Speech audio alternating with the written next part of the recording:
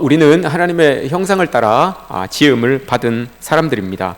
하나님께서 자기의 형상을 따라 우리가 사람을 만들자라고 이렇게 하셔서 사람을 만드셨죠. 그리고 그 모습을 보시고 심히 좋아하셨습니다.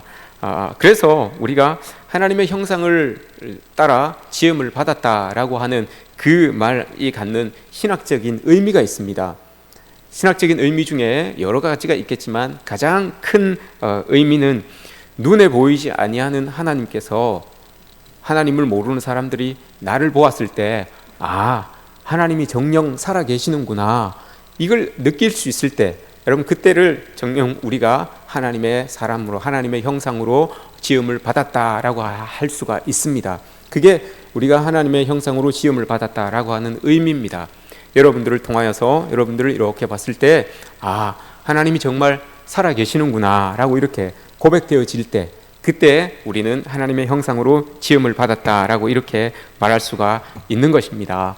바라고 원하기는 저를 닦고 또 닦고 또 닦아서 정말 사람들이 저를 봤을 때 정녕 하나님이 살아 계시는구나 라고 하는 그런 이 고백들이 나올 수 있게 되는 삶을 사는 것이 제 소망입니다.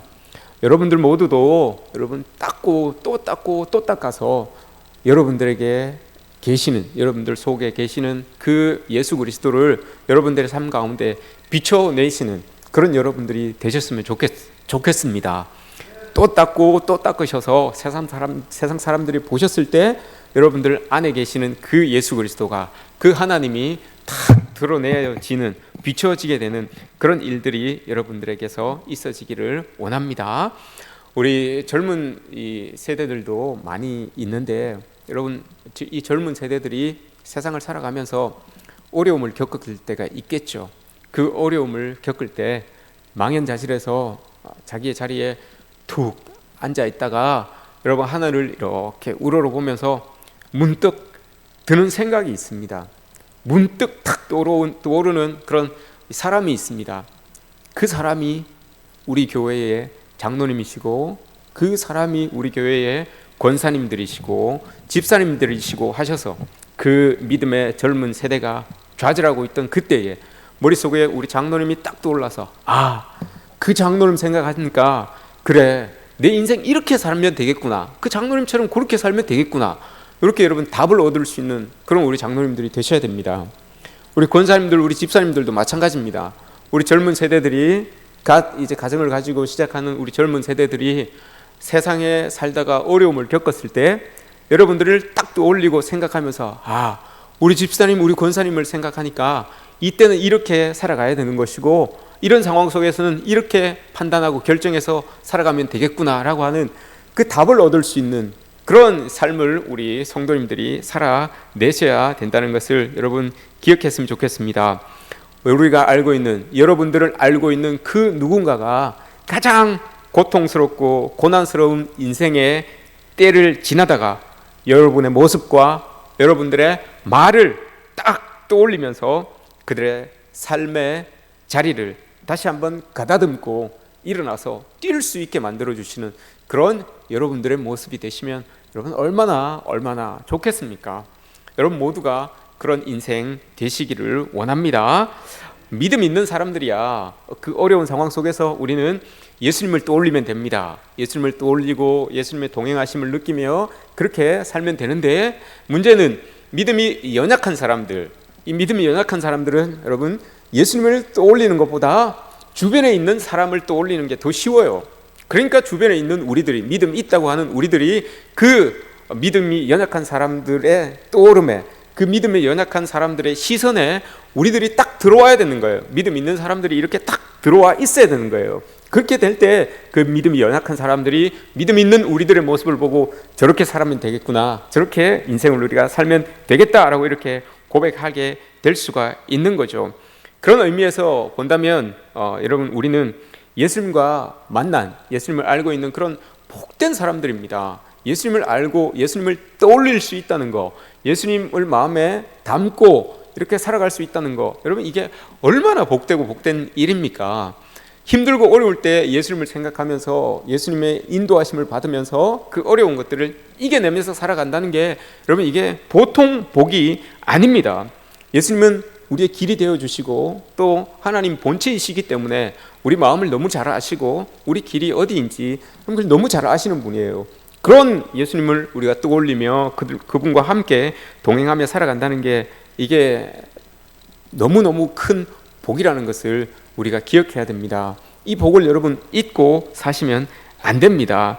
내가 여러분 누구를 만나서 인생이 결정이 된다면 예수님을 만나는 것이 얼마나 큰 축복인지 여러분 우리는 다시 한번 고백해야 되는 그런 인생들입니다.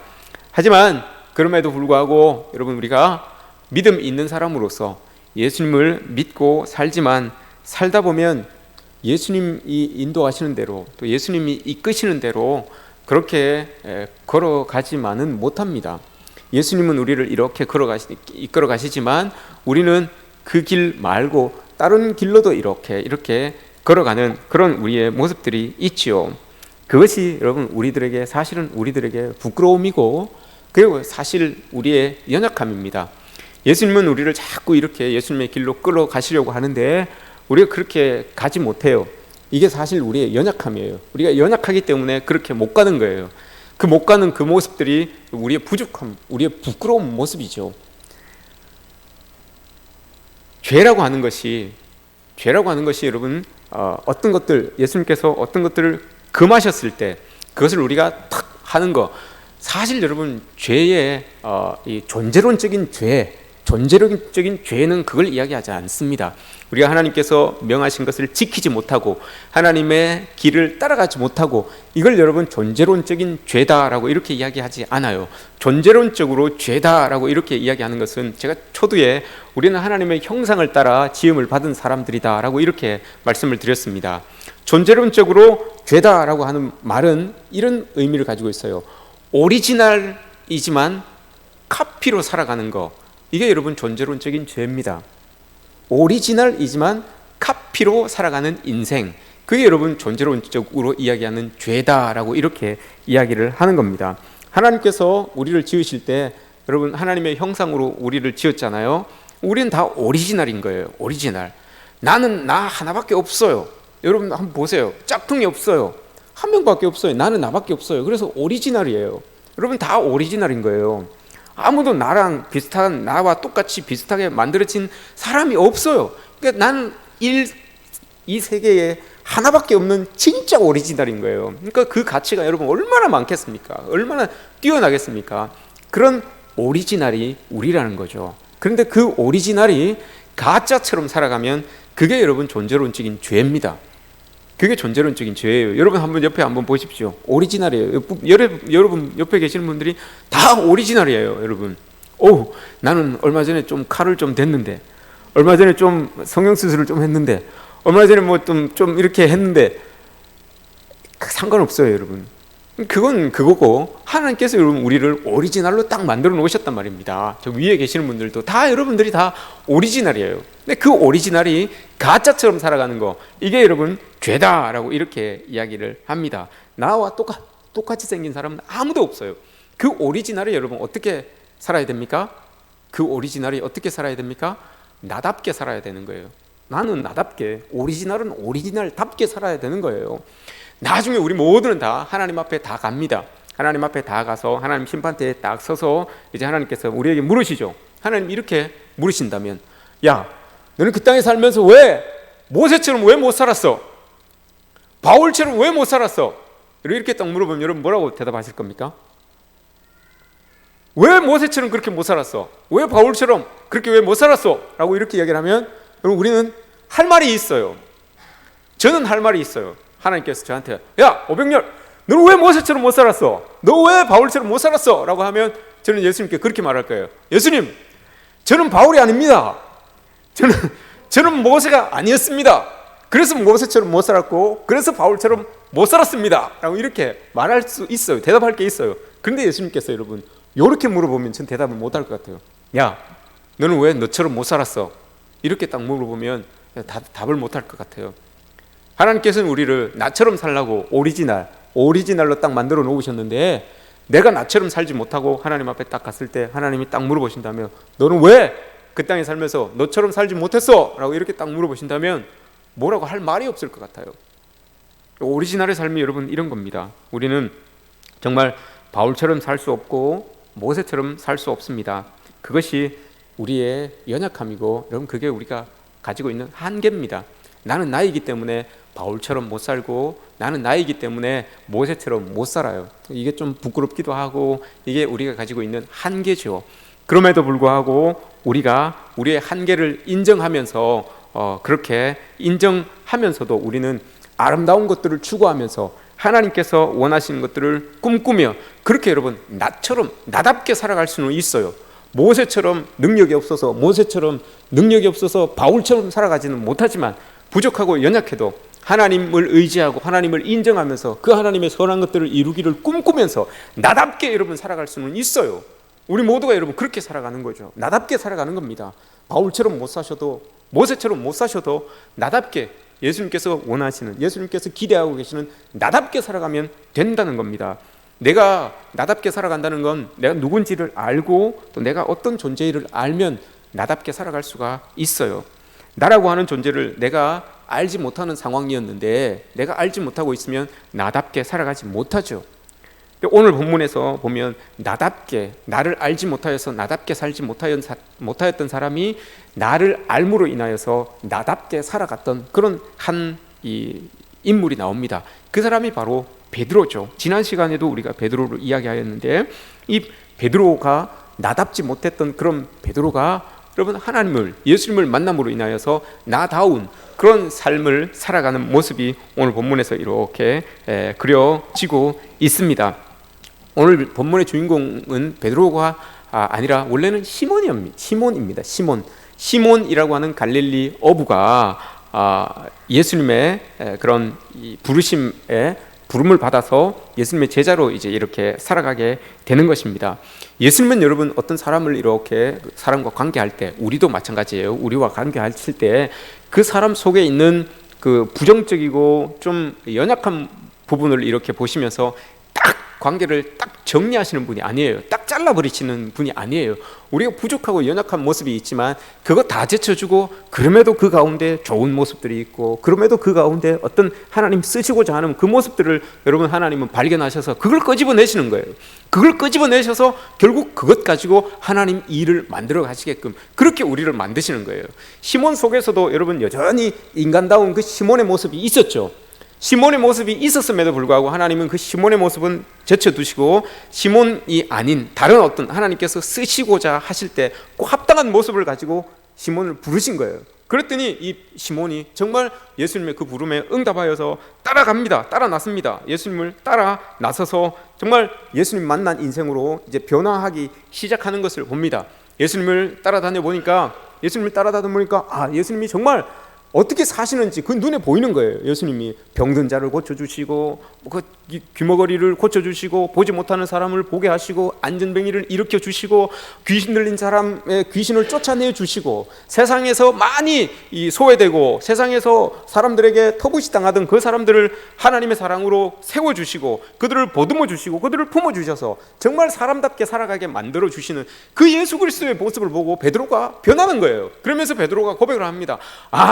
그리스도인들 저렇게 사는 거구나. 그리스도인들 하나님 예수님을 따르는 사람들 저렇게 사는 거구나 라고 이렇게 베드로가 깨달아요. 그리고 난 다음에 베드로가 여러분 어떤 고백을 합니까? 베드로가 예수님께 고백을 합니다. 주는 그리스도시요 살아계신 하나님의 아들입니다 라고 이렇게 고백을 하죠. 이게 여러분 예수님의 신성에 대한 그런 고백이기도 합니다. 우리 인간은 도저히 그렇게 못 사는데 어떻게 원수를 사랑하면서 어떻게 죽은 자를 다시 살리시면서 어떻게 눈먼 자, 귀 먹은 자, 말 못하는 자, 앉아있는 자 저들을 다 치유하여 주셔서 저렇게 할 수 있습니까? 이건 분명히 하나님의 아들만 하실 수 있는 것입니다. 그 예수 그리스도의 삶의 모습을 보고 그걸 고백한 거예요. 주는 그리스도시요 살아계신 하나님의 아들입니다 라고 이렇게 고백을 한 거예요. 근데 그 고백 안에는 신적인 고백과 동시에 또 하나가 들어있어요. 그러면 내가 당신을 따르는 사람으로서 나도 그러면 그렇게 살아보려고 노력하겠습니다 라고 하는 그 의지의 고백, 인간적인 의지의 고백도 그곳에 담겨져 있는 거예요. 주는 그리스도시요 살아계신 하나님의 아들입니다. 그럼 나도 그 아들을 따르는 인생으로서 그렇게 한번 살아보렵니다. 그렇게 한번 노력해 보겠습니다라고 하는 그 고백이 이 베드로의 고백 안에 담겨져 있는 거죠. 그렇게 베드로는 예수 그리스도를 몰랐을 때, 예수님이 부르기 이전에는 여러분 베드로는 그냥 갈릴리 어부로서 나 자신만을 위하여서, 나의 삶을 위하여서 살아가는 그런 흰 포도 같은 존재였어요. 그 흰 포도 같은 존재가 예수님께 부름을 받아서 이제는 예수님처럼 한번 살아보렵니다. 예수님과 함께 그렇게 세상 사람들과 그렇게 함께 살아보렵니다. 그 흰 포도가 여러분 단 포도로 바뀌는 거예요. 흰 포도가 나밖에 알지 못하고 살아갔던 그 흰 포도가, 아무런 그런 영향력도 없었던 그 흰 포도가 예수 그리스도를 알므로 인하여서, 예수님을 만남으로 인해서 이제 그 흰 포도가 여러분 다른 사람들에게 유익을 끼치는 단 포도로 이렇게 바뀌어지게 된 그런 베드로의 삶이 나타나는 거죠. 근데 여러분 그 베드로가 하나님 예수님과 그렇게 다니면서 장엄하게 그렇게 고백했잖아요. 나는 주는 그리스도시요 살아계신 하나님의 아들입니다. 그 장엄한 고백을 했어요. 그리고 나도 그렇게 한번 살아보겠습니다 라고 이렇게 자기의 진심을 담아서 그렇게 고백했어요. 그 베드로의 고백은 여러분 정말 진심이에요. 내 속에 있는 모든 마음을 담아서 그렇게 진심으로 딱 고백을 했는데, 베드로가 알지 못했던 게 두 가지가 있어요. 그 고백을 함과 동시에 알지 못하고 있었던 두 가지가 있었어요. 그 첫 번째가 뭐냐 하면 이 일들에 대하여서, 큰 일들에 대하여서, 세상의 어떤 일들이 변화되고 이 사람들의 상황이 바뀌어지고 막 이렇게 나은 모습으로 다 이렇게 변화되는 그 속에는 십자가가 요구되는구나, 이걸 몰랐어요. 이걸 몰랐습니다. 그래서 예수님께서 내가 십자가에 이제 죽을 것이다, 내가 고난을 받을 것이다 라고 이렇게 이야기했을 때 베드로가 뭐라고 합니까? 안 됩니다, 절대로 그럴 수 없습니다, 예수님에게는 그런 일이 있을 수 없습니다 라고 이렇게 이야기를 해요. 그게 몰랐던 거예요. 그런 세상이 변하기 위하여서, 어떤 일들이 이루어지기 위하여서, 여러분 하나님의 아들은 영광스러운 자리만 차지하고 있다고 하나님의 아들이 아니에요. 예수 그리스도는, 그리스도인들도 마찬가지입니다. 여러분 하나님을 따른다고 하여서 모든 영광스럽고 좋은 일들만 우리에게 일어나는 게 아니에요. 그런 일들이 일어남과 동시에 우리가 책임져야 될 일, 우리가 자리매김해야 될 일, 그 여러분 어렵고 힘든 일들도 우리에게 있다는 거예요. 하나님의 아들임에도 불구하고 그 영광스러운 자리를 버리고 여러분 십자가를 딱 지시잖아요. 베드로가 몰랐던 게 그거예요. 장엄하게 하나님 앞에 고백은 했지만, 예수님 앞에 고백은 했지만 모르고 있었던 게 이거예요. 이 일들이 이루어지기까지 십자가가 요구되는구나, 이걸 베드로가 모르고 있었던 거죠. 그래서 단호하게 안 됩니다, 예수님이 어떻게 돌아가실 수 있습니까? 죽을 수 있습니까? 그 죽음의 자리까지, 고난의 자리까지 갈 수 없습니다라고 이렇게 딱 이야기를 한 거죠. 여러분 구습이 깨어지기 위해서는 십자가가 요구됩니다. 어렵고 힘든 상황들이 여러분 변화되기 위하여서 우리 교회가 여러분 더 좋은 교회로, 더 하나님의 말씀 위에 든든히 세워지는 교회로 나아가기 위하여서는 여러분들 각자가, 또 저도 서 있는 자리에 여러분 십자가가 요구됩니다.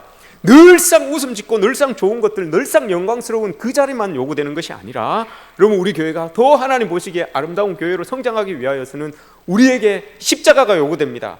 헌신과 봉사와 수고와 애씀이라고 하는 이 십자가가 우리에게 요구된다는 거, 여러분 우리는 기억하고 있어야 됩니다. 그래야지만 그곳에 나아가서 하나님께서 원하시는 오리지널의 삶을 살 수가 있는 것이죠. 베드로가 여러분 고백한 그 고백은 진실이라는 것을 우리는 잘 알고 있습니다.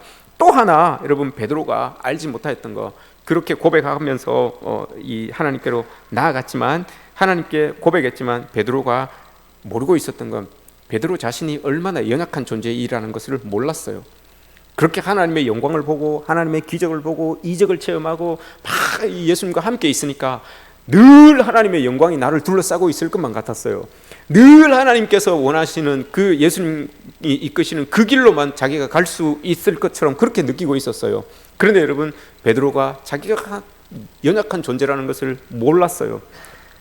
예수님이 십자가에 정말 딱 못 박히시기 전에 여러분 고난을 당하십니다. 고난을 당하는 그 자리에 베드로가 같이 멀찍이 이렇게 있었는데, 그럼 베드로가 예수님을 부인을 딱 합니다. 예수님을 부인을 딱 해요.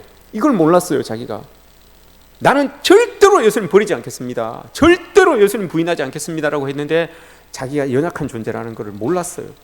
여러분 우리는 큰 소리 칠 수가 없어요. 하나님의 사랑을 덧입은, 하나님의 은혜를 덧입은 사람들이지만, 그럼에도 불구하고 우리는 여러분 다 연약한 사람들이에요.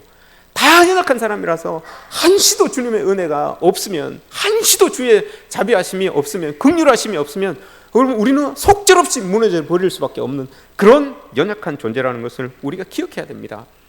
신포도였던 그 시몬이 예수님을 만남으로 인하여서, 나만 알고 있던 그 신포도가 예수님을 만남으로 인해서 여러분 단포도로 바뀌었어요. 그래서 예수님과 함께 멋지고 좋은 일을 한번 해보고 싶었어요. 자신이 있었어요. 예수님과 함께 하시면 내가 못할 일이 뭐가 있겠냐, 죽음의 자리까지도 예수님과 함께 가겠다라고 그렇게 고백했던 사람이 베드로였어요. 그런데 여러분 그 단포도였던 그 베드로가 많은 사람들을 향하여서 멋지게 한번 살아보려고, 신앙인으로 멋지게 살아보려고 그렇게 고백했던 그 단포도였던 베드로가 자신의 연약함으로 인하여서 여러분 예수님을 부인하고 팍싹 어그러집니다. 팍싹 어스러져요. 단포도의 형상은 아무것도 없어져요. 아무짝에도 쓸모없이 그 포도가 여러분 이제 다 으깨져 버립니다. 그래서 정말 버릴 수밖에 없는 그 상황으로 이 베드로가 이렇게 나아갔어요. 여러분 우리의 모습들이 신앙생활을 하다 보면 이런 모습들이 있어요. 믿음이 연약할 때는 신포도 같아요. 우리 모두는 다 누구에게 도움을 줘야 되는데 그럴 만한 여력이 없어요. 그래서 나만 생각하는, 나 스스로를 추스리는 그런 신포도 같은 사람들이죠. 근데 믿음의 자리가 조금씩 단단해지고 또 믿음의 터가 더 굳건해지면 우리도 여러분 베드로처럼 예수님과 함께 다 할 수 있겠다, 멋지게 할 수 있겠다라고 그렇게 믿음이 성장하는 단포도 같은 그런 우리의 모습들이 생겨지게 됩니다. 그런 단포도의 모습으로 끝까지 가면 얼마나 좋겠습니까? 그런데 그 단포도의 모습으로 신앙생활을 하다 보면 이런저런 부딪힘들이 있어요. 나 스스로도 신앙과 싸워야 되고 또 함께 신앙생활하는 사람들과 부딪힐 때도 있고 세상에 믿지 않는 사람들과 부딪힐 때도 있어요. 그래서 그 단포도였던 그 모습이 팍싹 어깨지는 그런 믿음의 모습들이 여러분 다 깨어져 버리는 그런 모습들이 우리에게 주어질 때가 여러분 있습니다. 그래서 베드로처럼, 베드로가 뭐라고 합니까? 나는 이제 내 삶의 자리로 난 돌아간다. 그리고 여러분 디베라 호숫가에 가서 고기 잡고 있어요. 고기 잡고 있는 거예요. 그 믿음의 모습도 다 놓쳐버리고 단포도의 모습도 이젠 다 놓쳐버리고 그렇게 바닷가에 가서 고기 잡는 거예요. 그 마음으로 여러분 고기를 잡는다고 고기가 잡힙니까? 고기들이 여러분 베드로를 비웃죠. 그물을 내려도 빈 그물이고 그물을 내려도 빈 그물인 거예요. 그런 베드로를 여러분 예수님께서 그냥 두지 않으시고 찾아가셔서 여러분 그물을 오른쪽에 내려라라고 해서 고기를 잡죠. 그리고 예수님이 쭉 나오셔서 바닷가에서 여러분 물고기를 이렇게 구워 놓으십니다. 그리고 초대하세요. 베드로를 초대하세요. 얘들아 와서 조반을 우리 함께 먹자라고 이렇게 이야기를 합니다. 요즘 여러분 이 기독교 책, 영성책들 중에서 예수님의 식탁이라고, 식탁과 관련되어 있는 책들이 참 많이 나와요. 예수님의 식탁이라고 하는 그런 과 관련되어서 그 대부분의 이 내용들이 이 내용이에요. 이 내용이 뭔가 하면 예수님은 베드로를 찾아가셔서 네가 왜 나를 부인했냐, 나를 3번이나 그렇게 부인할 수가 있냐라고 이렇게 책망하지 않으시고 아무 말씀 안 하시고 그를 자기의 식탁으로 초대하셨다는 거죠. 식탁에 초대했다고 하는 것은 식구라는 겁니다. 식구. 우리 자식이 여러분 아무리 못해도 밥은 먹이잖아요. 우리 자식이 여러분 아무리 뭐 시험을 망치고 뭐 밖에 가서 뭐 싸우고 나쁜 짓을 해도 여러분 밥은 먹여요. 와서 밥 먹자. 밥은 먹여요. 없어도 여러분 밥상은 차려놔요. 내 식구라는 거예요. 그래도 내가 감싸야 될 사람이고 그래도 우리 함께 이렇게 살아가는 그런 사람 아니냐, 그런 의미에서 여러분 밥상 공동체가 있는 겁니다. 예수님께서 베드로를 향하여서 꾸지람하지 아니하시고 여러분 식탁을 이렇게 마련하시고 초대하신 이유가 그거예요. 너는 나를 부인하고 그렇게 나를 버리고 떠나갔지만 나 그거 한 번도 너 원망한 적 없다. 나는 그럼에도 불구하고 너는 나를 부인했을지 모르지만 여전히 너는 내 식구다. 여전히 나는 너를 사랑하고 있는 그 사람이다. 넌 나에게 사랑받는 사람이다 라는 것을 예수님께서 보여주시는 거예요. 도덕적으로 책망하시기보다는 그냥 가서 그냥 안으신 거예요. 그냥 안으셔서 그 베드로를 품어내신 겁니다. 베드로가 그걸 느끼는 거죠. 아, 예수님께서 나를 끝까지 사랑하고 계시는구나, 끝까지 나를 수용하고 계시는구나 라고 이렇게 여러분 베드로가 느끼는 거예요. 그럴 때 여러분 상처가 치유되는 겁니다. 그럴 때 여러분 우리가 회복되는 거예요. 꼬치꼬치 잘못을 가지고 따져서 여러분 상처가 치유되는 법은 없습니다. 꼬치꼬치 따지고 여러분 이거 잘못했고 저거 잘못했고 해서 여러분 그걸 다 까발려야지만 여러분 상처가 치유되는 법은 없어요. 그냥 다 알더라도 그걸 덮어버리고 감싸버리면 거기에 새살이 돋게 되어 있는 겁니다. 그렇게 여러분 상처는 치유되는 겁니다. 한때 여러분 우리나라에 힐링이라고 하는 그 단어가 막 선풍적으로 몇 년 전이죠. 한 3, 4년 전에 힐링, 모든 게 다 힐링이에요. 이것도 힐링, 저것도 힐링. 힐링은 언어를 보면 칼을 대서 여러분 짜집고 도려내고 해서 꿰매서 하는 거, 회복하는 거, 이걸 힐링이라고 해요. 그런데 여러분 진정한 힐링은 그게 아니죠. 내 마음속에 있는 상처를 아름다운 무늬로 바꾸어서 여러분 그 무늬를 딱 가지고 나왔을 때 그걸 가지고 다른 사람에게 유익을 끼칠 수 있는 존재로 살아가는 거, 그게 여러분 힐링이죠. 신사임당이 맞습니까? 신사임당이 흰 한복을 입고 있었는데 누가 가다가 먹물을 퍽 쏟았어요. 먹물을 퍽 쏟았으니까 이걸 어떻게 입습니까? 흰 옷인데. 그래 신사임당이 여러분 그 먹물이 튀어져 있는 그 옷에다가 포도를 그리죠. 포도를 멋지게 그립니다. 그러니까 사람들이 뭐라고 합니까? 이야, 정말 아름답다, 정말 아름답다라고 이렇게 이야기를 하죠. 힐링은 여러분 이거예요. 상처가 치유된다는 건 이거예요. 그 상처의 흔적은 그대로 있어요. 근데 그 흔적 위에 아름다운 예수 그리스도의 무늬를 덧놓음으로 인하여서 그것이 여러분 사람들에게 이렇게 보여질 때 참 도움이 되고 참 유익이 되는 거, 이게 여러분 상처가 치유됐다라고 이렇게 이야기할 수가 있는 겁니다. 베드로가 이런 모습이에요. 지금 베드로는 이렇게 여러분 상처가 치유된 겁니다. 이게 은총이죠. 이게 은총이에요. 상처나고 조각난 이 우리의 마음을 하나님께 이렇게 올렸더니 하나님께서 그것을 받으셨어요. 그리고 그것을 받으셔서 하나님의 모습으로, 하나님의 방법으로 고치시고 싸매시고 해서 우리를 세상 속에 딱 내려놓았더니 그 사람이, 여러분 사람들에게 상처 입었던 그 사람이 사람들에게 유익을 끼치고 사람들에게 도움을 베푸는 그런 사람으로 살아가는 거예요. 그게 여러분 하나님의 은총 아니겠습니까? 우리 다 상처 입은 영혼들이지만 상처 없는 사람이 어디 있겠습니까? 다 상처 입은 영혼들이지만 우리가 하나님 앞에 맡겨져서 하나님의 방법으로 치유가 되어서 우리의 삶의 자리로 돌아가니 그 삶의 자리에서 선한 영향력을 끼치고 하나님의 복음을 들고 살아가는 그 모습을 사람들이 이렇게 보니까 그거에 정말 하나님이 살아계시는구나, 이렇게 여러분 고백되어지니 그게 정말 상처가 치유된 사람의 모습이 아니겠습니까? 이런 여러분 상처를 부둥켜 안아주심으로 말미암아서 그 상처가 아름다운 무늬로 이렇게 딱 바뀌어진 거예요. 절망하고 배신하고 부인하고 달아났던 그 베드로에게 예수님께서 딱 찾아오셔서 한 번도 네가 내 사랑밖에 있은 적이 없다, 그렇게 여러분 말로는 한마디 하지 않으셨지만 몸짓으로 보여주신 거예요. 몸짓 언어로 보여주신 겁니다. 그렇게 그냥 베드로를 품으신 거예요. 그랬더니 여러분 우리도 그 베드로가 변하게 되는 그 모습을 우리가 봅니다. 그래서 오늘 본문이 나온 겁니다, 여러분. 그래서 예수님께서 물어보시는 거죠. 시몬아, 네가 나를 사랑하냐? 사랑하냐? 사랑하냐? 물어봅니다. 그러더니 베드로도 똑같이 이야기해요. 사랑합니다. 사랑합니다. 사랑합니다. 여러분 이렇게 이야기를 하죠. 그리고 또 예수님이 이야기를 합니다. 그러면 네 양을 먹여라 라고 이렇게 이야기를 해요. 이게 여러분 무슨 말입니까? 처음에 예수 그리스도를 모를 때는 시몬, 신포도 같은 사람이었어요. 근데 이제는 네 양을 먹여라 라고 이렇게 이야기를 해요. 양을 먹여라라는 게 뭡니까 여러분? 이제 그러면 네가 예수 그리스도를 사랑하는 그 마음 가지고 네 혼자 그렇게 살지 말고 세상 사람들에게 유익을 끼칠 수 있는, 상처가 치유된 사람으로서 세상 사람들에게 유익을 끼칠 수 있는 그런 사람으로 한번 살아보지 않겠냐, 이 말이에요. 네 양을 먹여라, 네 양을 쳐라, 돌보라라고 하는 게 그거예요. 나만 위하여서 상처를 부여잡고 살지 말고 그 치유된 마음을 가지고 세상에 나아가서 하나님을 증거하면서 그렇게 세상 사람들과 함께 살아보면 어떻겠니? 이걸 여러분 예수님께서 말씀하시는 거죠. 그래서 베드로가 그렇게 살아요. 요한복음 뒤에 어떤 내용이 나옵니까? 사도행전이 나오죠. 사도행전에서 여러분 베드로가 오순절날 성령을 받습니다. 성령을 탁 받고 난 다음에 그 베드로가 세상 사람들을 향하여서 단호하게 외칩니다. 당신들이 못 박은 그 예수 그리스도가 살아나셔서 나를 이렇게 만들어 주셨습니다 라고 하면서 그 예수 그리스도의 복음을 팍 전 거예요. 그리고 난 다음에 3장에 가면, 사도행전 3장에 가면 성전 미문에 앉아있는 그 안전뱅이를 있죠. 안전뱅이를 베드로가 일으키잖아요. 나한테는 은도 금도 없는데 내가 가지고 있는 내 마음속에 살아계시는 예수 그리스도의 이름으로 당신을 그 예수 그리스도의 이름을 당신에게 줍니다 라고 하면서 일어나 그러십시오 라고 하니까 그 안전뱅이가 벌떡 일어나서 여러분 걷기도 하고 뛰기도 하며 하나님을 찬양하는 그런 일들이 일어나는 거예요. 그리고 예수님께서 네가 나를 사랑하느냐라고 물으셨을 때 베드로가 예 사랑합니다라고 하니까 너 그러면 이제 사람들에게 유익을 끼치는 사람으로 살아보렴 하고 그렇게 말씀을 하셨던 거죠.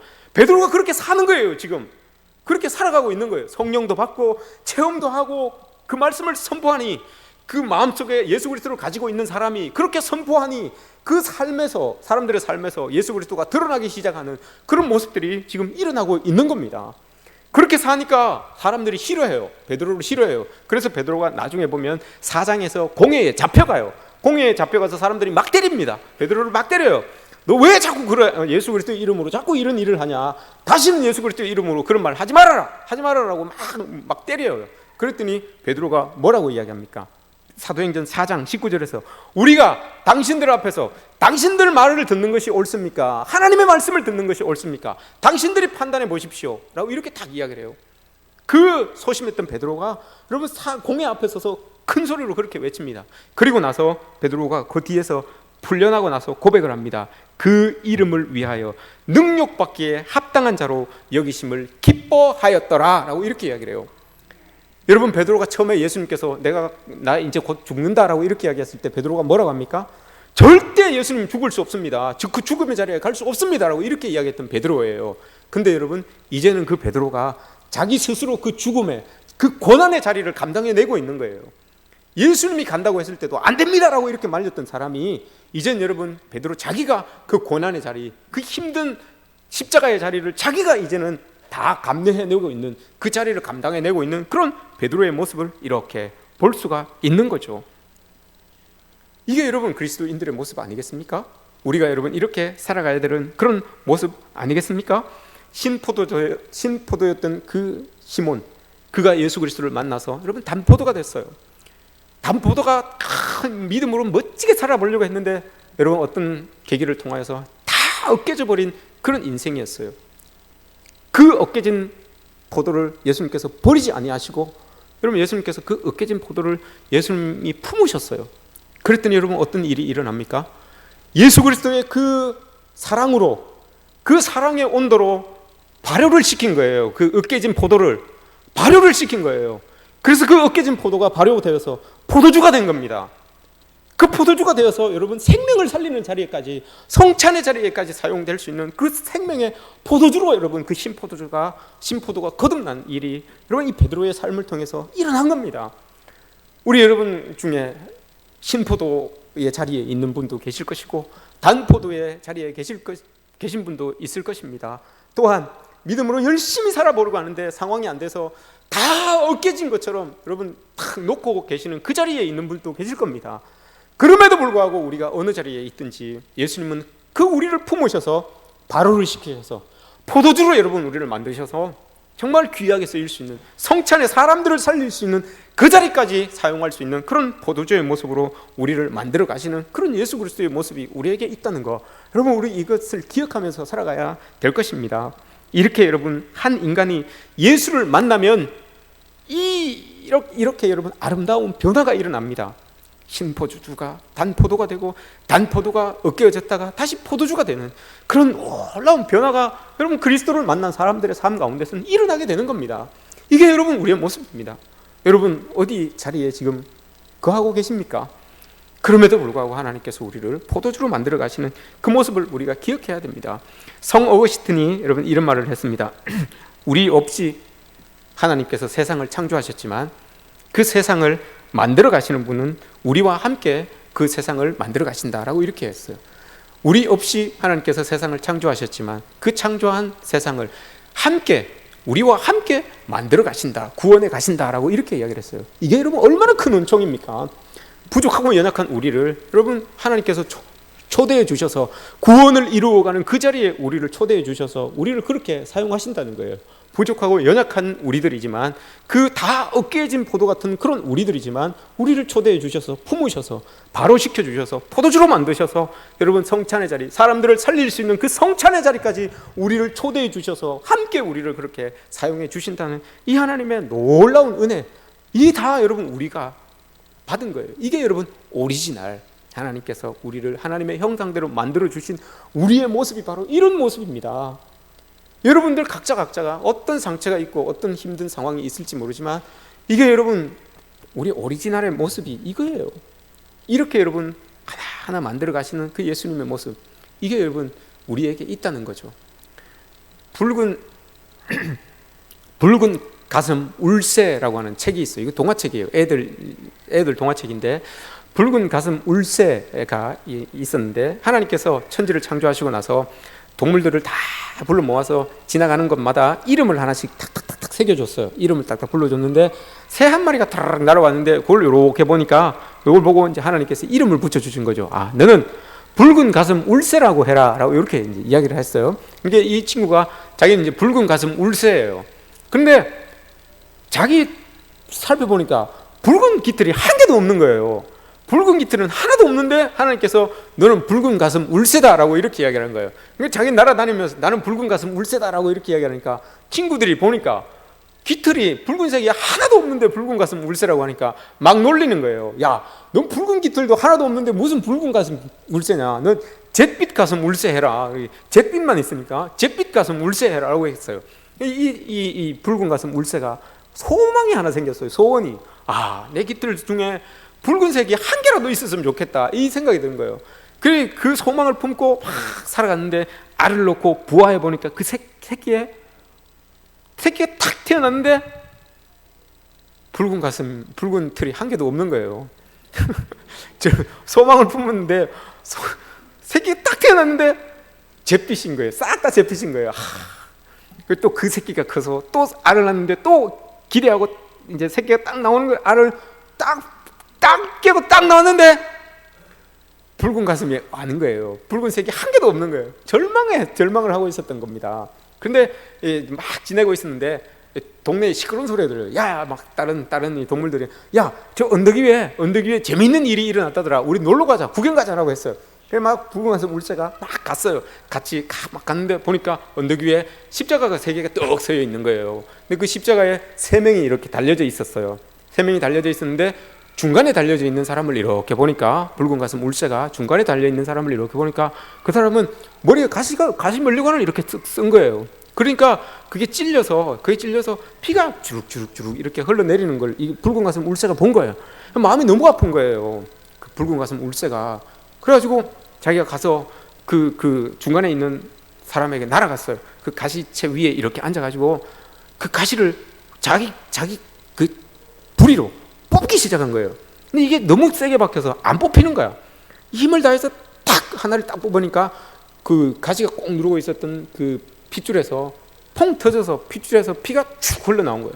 그래서 그 붉은 가슴 울새의 깃털을 붉은 가슴으로 붉은 그 피로 훅 적신 거예요. 그리고 나서 그 눈을 감고 있던 그 가시관을 쓰고 있었던 그 사람이 눈을 딱 뜨면서 붉은 가슴 울새에게 이렇게 이야기를 했습니다. 너는 너의 조상 때부터 얻고 싶었던 것을 그 따뜻한 마음 하나로 이제 얻었구나. 이렇게 이야기를 한 거예요. 그리고 나서 그 붉은 가슴 울새가 새끼를 낳았어요. 알을 낳았어요. 알이 여러분 타타타타타 부화했어요. 부화해서 새끼가 딱 나오는데 어떻게 됐다고요? 붉은 깃털을 안고 나온 거예요. 붉은 깃털이 딱 거기서 나오기 시작하는 거예요. 이게 여러분 어떤 이야기를 하는 겁니까? 보혈의 공로를 입은 사람들은, 예수 그리스도의 은혜를 입은 사람들은 여러분 이렇게 고통받는 사람들을 위해서 가시를 뽑아줄 수 있는 그런 사람들이 되어야 된다는 거죠. 예수님이 여러분 그렇게 우리의 가슴 속에 박혀져 있었던 그 가시를 탁 뽑아주셨습니다. 그런 은혜를 우리 모두가 다 누렸기 때문에 예수님의 은혜를 알고 이곳에 다 나와 있는 것 아니겠습니까? 우리도 여러분 사람들의 가슴 속에 박혀져 있는 그 가시를 뽑을 수 있는 그런 사람들이 돼야 됩니다. 그게 여러분 우리가 오리지널의 모습이 이거예요.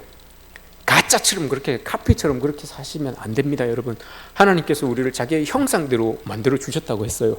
그 형상은 여러분 오리지널대로 사는 거예요. 힘든 상황, 어려운 상황, 여러분 그런 상황에서 우리가 다 터져서 다 으깨진 포도처럼 있을지라도 하나님께서 여러분 우리를 탁 품으셔서 그 으깨진 포도를 포도주로 만드셔서 하나님의 이 일을 감당하게 만들어 가시는 그 존재가 바로 나다라는 것을 여러분들이 기억하십시오. 여러분 모두가 그렇게 귀한 존재, 그렇게 사랑받을 존재, 그렇게 여러분 소중한 존재라는 것을 잊지 않으셨으면 좋겠어요. 여러분 옆에 분들을 한번 이렇게 한번 바라봐 보십시오. 오리지널입니다.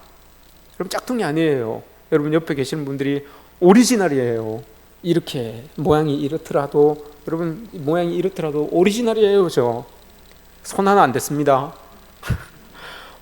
오리지널이에요. 여러분 모두가 다 오리지널입니다.